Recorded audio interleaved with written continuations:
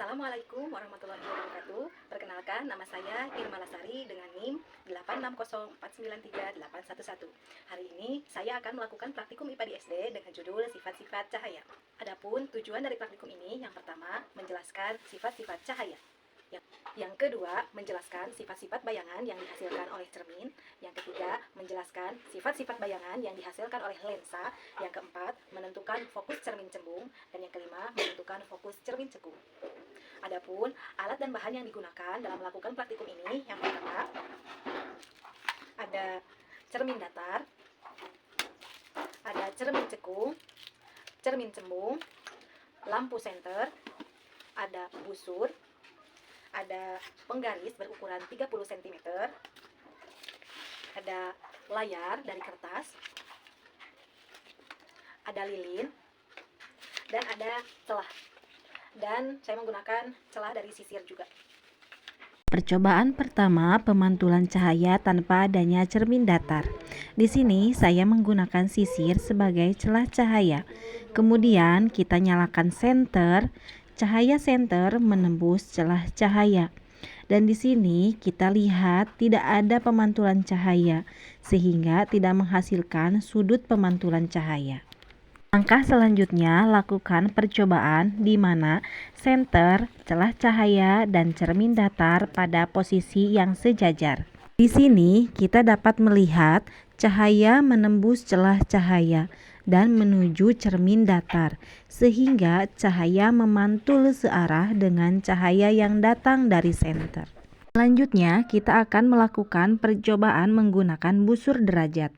Dapat dilihat ketika I atau sudut datang besarnya 40 derajat, maka R atau sudut pantul besarnya juga sama 40 derajat. Selanjutnya, ketika I atau sudut datang besarnya 20 derajat, maka R sudut pantul besarnya juga sama, yaitu 20 derajat. Jika I sudut datang dengan besarnya 50 derajat, maka R sudut pantul besarnya 50 derajat. Ketika I sudut datang besarnya 70 derajat, maka R sudut pantulnya besarnya 70 derajat. Percobaan selanjutnya, saya akan meletakkan lilin di depan cermin datar. Dan selanjutnya, saya akan mengamati bayangannya dengan cara menggeser-geserkan di depan cermin datar. Ketika saya meletakkan lilin di depan cermin datar, bayangan yang terbentuk adalah sama besar, tegak, dan juga maya. Saat saya geser lilinnya ke kiri dan ke kanan, bayangannya pun akan ikut bergeser sesuai arahannya. Ketika didekatkan, bayangan pun ikut mendekat.